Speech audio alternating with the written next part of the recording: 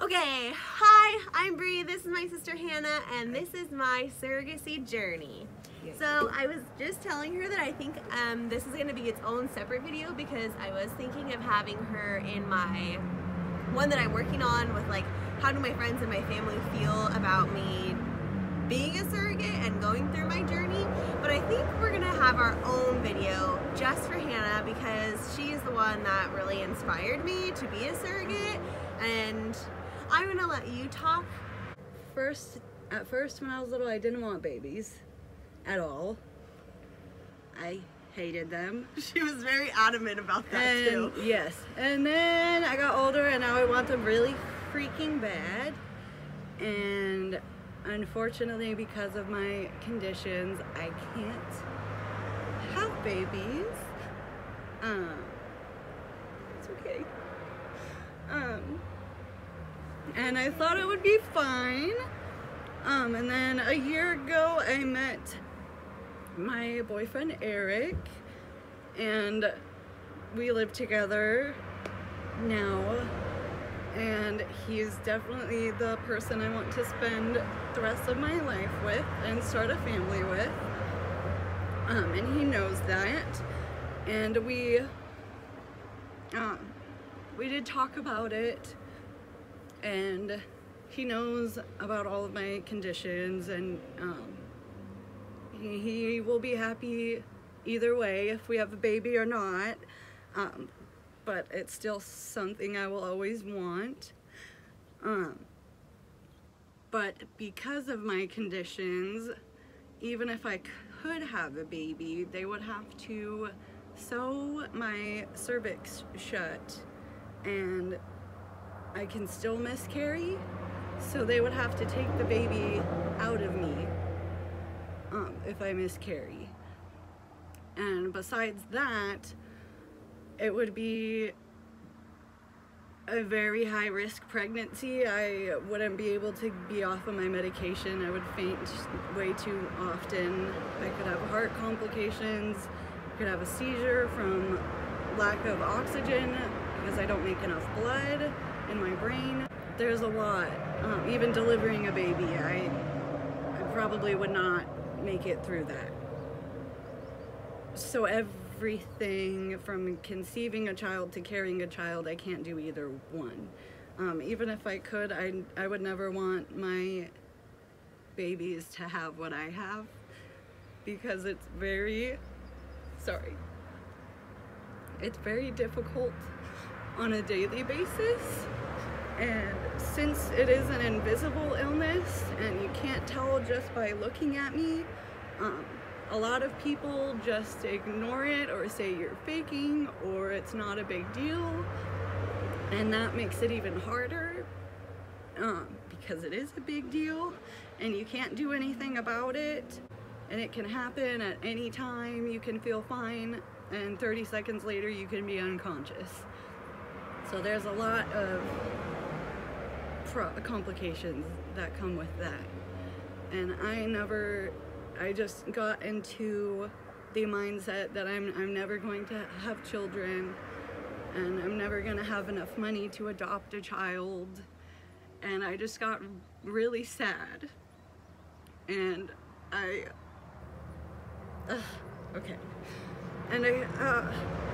had a conversation with Eric about it, and he knows all my feelings. Eric's my boyfriend. I don't know if I said his name, but and then Bree told me that she wants to be a surrogate, and I was so happy for her too, because at first I know that doctors were saying that she might not be able to have kids, so that was a big issue emotionally for her as well. And now that she can, it's amazing. And she told me that she would be a surrogate for me if I wanted to have a baby. And I cried again. And Aiden's crying, I can hear you. But I was overwhelmed. I didn't even know what to think. or if I should get my hopes up because of all of my just medical issues.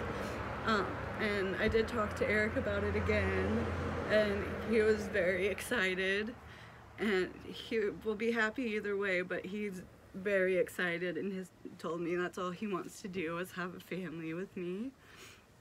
So it's been a lot.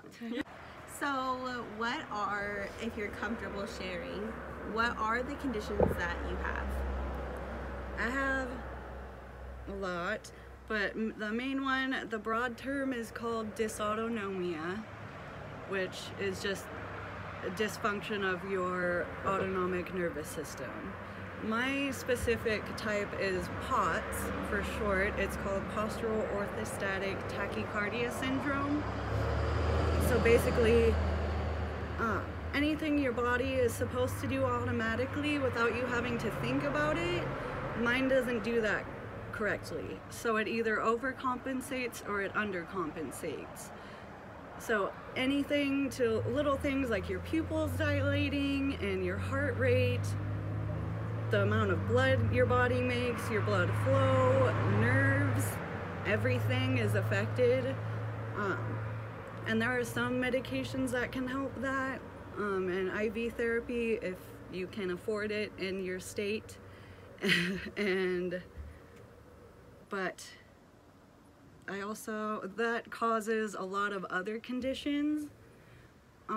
So it's kind of just a chain reaction that causes more and more and more. I also have Ehlers-Danlos. That's a connective tissue disorder, which is one of the reasons why I can't have children, which is why they would have to sew my cervix shut because the baby would not be able to stick to the wall of my lining. And I have quite a bit, I'm trying to think of all of them. I have fibromyalgia, all my nerves are crazy. Sometimes I can feel, sometimes I can't. Sometimes it hurts really bad from the inside. Sometimes you can't even tell where your body is. It's not even a feeling of numbness. It's like your legs aren't even there. It's a lot. It's just a lot. So what's like a normal day look like for you? First waking up is really hard because I wake up in a lot of pain. And then on top of that, already being in pain in the morning, I have to take my medication, and that usually makes me sick. So for the first couple of hours in the morning, it's rough getting up, and then your body will kind of get used to it.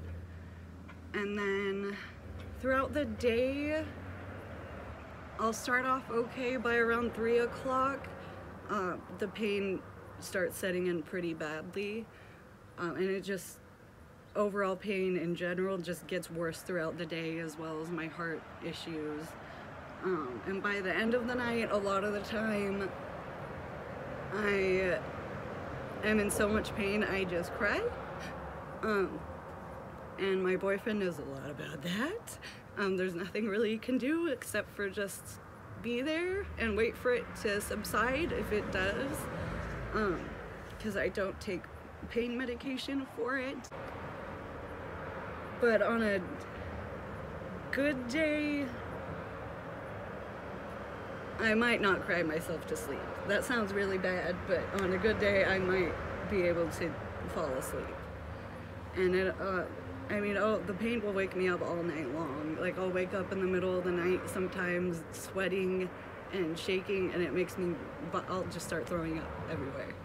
And there could be no cause at all, it just happens. The smallest things can cause an episode, stress, your body temperature changing too quickly. If I don't get quite enough water or salt that day, anything can affect it.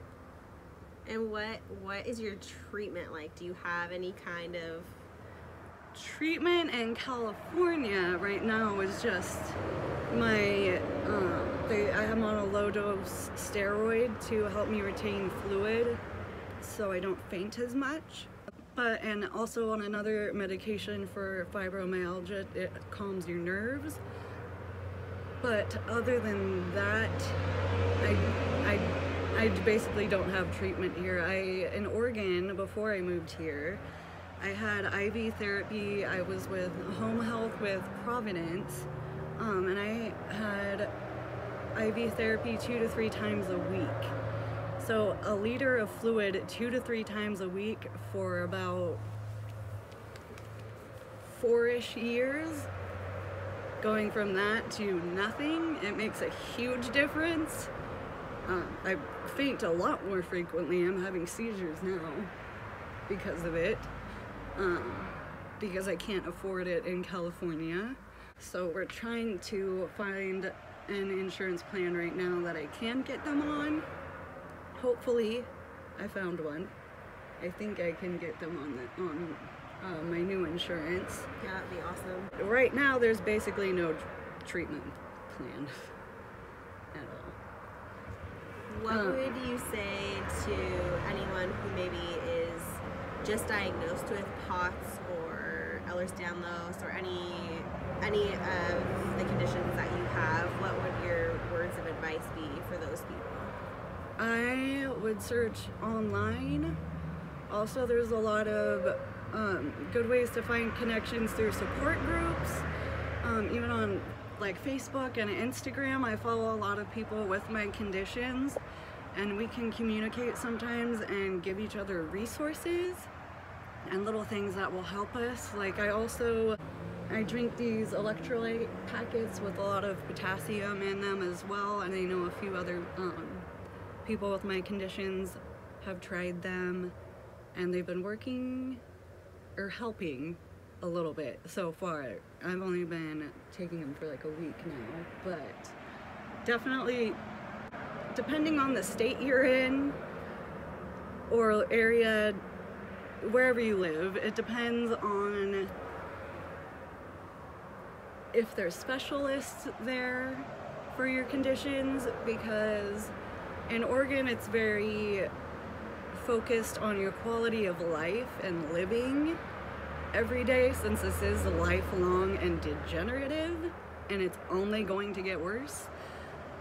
Whereas California, you get sent home with a pamphlet saying this is what you have and you don't get a treatment plan. So you kind of have to be your own advocate and search, because a lot of doctors are not going to do it for you, unfortunately. And how old are you now? And also, how old were you when you were diagnosed?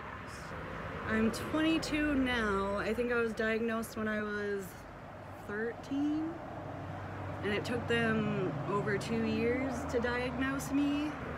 And you were in California at the time? At the time, yes. So how did you feel when I told you that I was... Well, okay, way back, how did you feel when I told you that I went to the specialist and I didn't have POTS and I was cleared to have a normal pregnancy?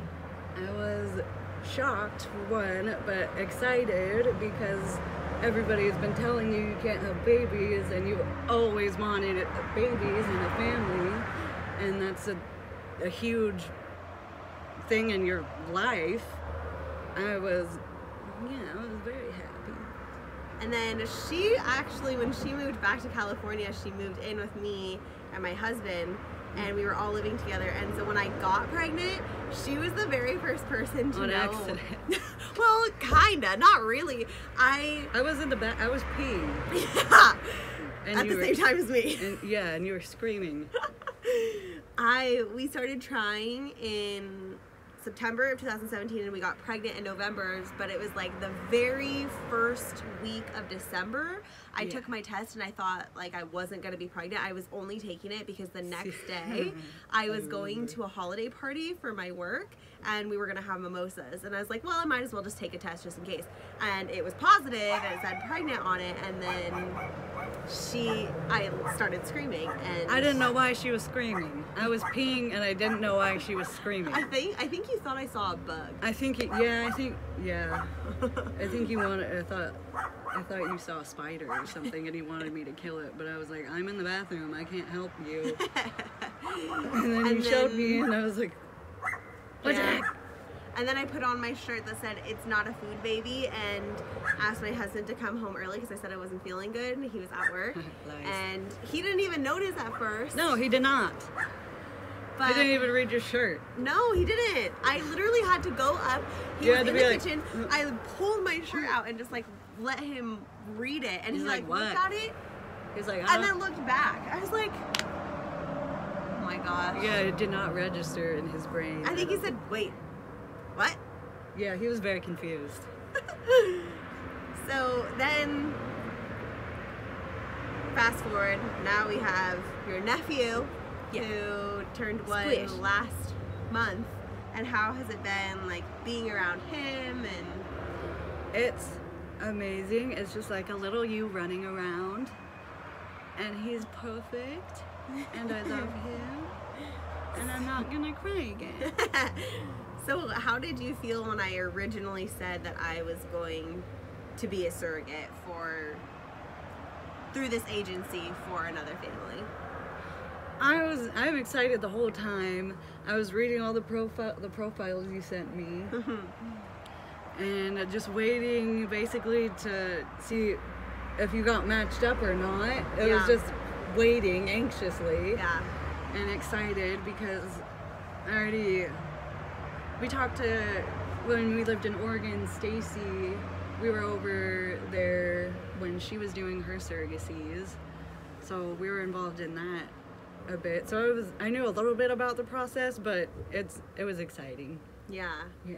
And they only sent me one profile because with the agency that I'm working with, we don't have like a book that we look through or anything. Our case manager like sits down and hand matches who she thinks would be the best fit for you. So which is probably better. Yeah, so the intended parents is what they call them, the people looking to grow their family through a surrogate. They have their profile out and ready, but they never know when a potential surrogate is looking at it. So my case manager at the time, her name was Mariah, she sent me their portfolio, and I like showed my sister and some of my other family. Is just I made Eric read it too. Yeah, and everyone fell in love with them, and I fell in love with them, and I said from the very beginning, these are the people that we're gonna match with. And so I told Mariah I love them and send them my profile, and they approved me. And then we had our match meeting, which was a Zoom call, kind of like a FaceTime call, because they are international. Otherwise it would have been a face-to-face like sit-down meeting. And then we matched, and now here we are 2.5 weeks into wait, more than that, 3 weeks into IVF. It was 3 weeks on Monday, and today is Tuesday. So 3 weeks into IVF, I've been doing the Lupron every single day. I've just had my 3rd dose of the estrogen, and then I think it's next week I start the progesterone as well. So my tentative date for transfer is September 24th. I say tentative because I do have testing this Thursday that I have to do, and then testing one more time on the 19th to make sure my uterine lining is as thick as it's supposed to be, and my hormones are where they're supposed to be. So what do you think, how do you think I'm going to be like with the transfer and coming home and just like waiting to be able to take a pregnancy test? I think you're going to freak out and be nervous. I think every day you're going to be like, okay, can I take it yet? Yeah. I think like last time. Yeah, pretty much. Yeah. Do you feel like you want to say anything else about, like, how do you specifically feel about surrogacy, since you are potentially going to be on the other side of surrogacy one day? I think it's an amazing opportunity for a couple to be able to have the experience of going through like a pregnancy and being a part of it, because it's just more connected and you just feel like that's your family already. Yeah. And you get a baby. And you get a little baby. Yeah. Feel good about it? Yeah. Okay. Thank you for sharing everything, because it's really personal to talk about any kind of infertility issues. Just infertility issues alone are really hard for people to talk about. That's an extremely personal thing, and not everyone knows how to talk about infertility. And so even when someone is talking about it, about themselves dealing with it, I think some people don't know how to receive that. That's like my coworkers just found out because I told them you're being a surrogate. And how I want babies, and she's like, well, then just have one. And I was like, I can't have babies. And they all just stopped and they're like, what? Like, yeah, you didn't know this? And I had to explain it to them, and they just did not know how to react. Like, yeah, my uterus cannot. How do you have a response that like you prefer to receive from people? No, just because I don't think anybody knows how to respond to that. I don't really think there's like an appropriate response that, I don't know. Yeah. Some people just don't know what to say. And that's okay. That's not necessarily a bad thing. Yeah. I didn't know what to say. But that's why I wanted to make this channel and to make these videos, so that conversations about surrogacy or infertility or IVF or whatever it is, adoption, whatever, these kinds of conversations can be talked about a little bit easier. People just don't talk about this kind of stuff. Yes, and I've noticed that. Because I'm very open, so I will tell anyone that asked, and they're like, oh, I didn't know. Like, I'm sorry, you didn't have to tell me that. And I'm like, it's not a big deal. It's been like this my whole life. Well, like, it is a big deal. It is a big deal, but it's normal for me. Right. Like, it is a big deal, but it should be something that I wish it could be something that could be talked about a little bit easier, just so there's awareness, so that people don't say like, oh, we'll just have a baby then. Yeah. Like, well, they're not can't trying, just have a baby. They're not trying to offend you or be rude in any way, but like, that's just not an option for everybody. Yeah. And they just don't know. But this is why we're making these videos and putting ourselves out there and putting our personal lives and personal information out there that otherwise we may not, because we want to inspire change and growth, and that's what that's the mission here. Okay, well, the sun is going down. I'm outside my house, so I guess it's literally going behind that tree. It's literally going down, and you can see it getting darker. I just looked at the sun and now I can't see anything. Okay, so that was it for today. Bye, guys.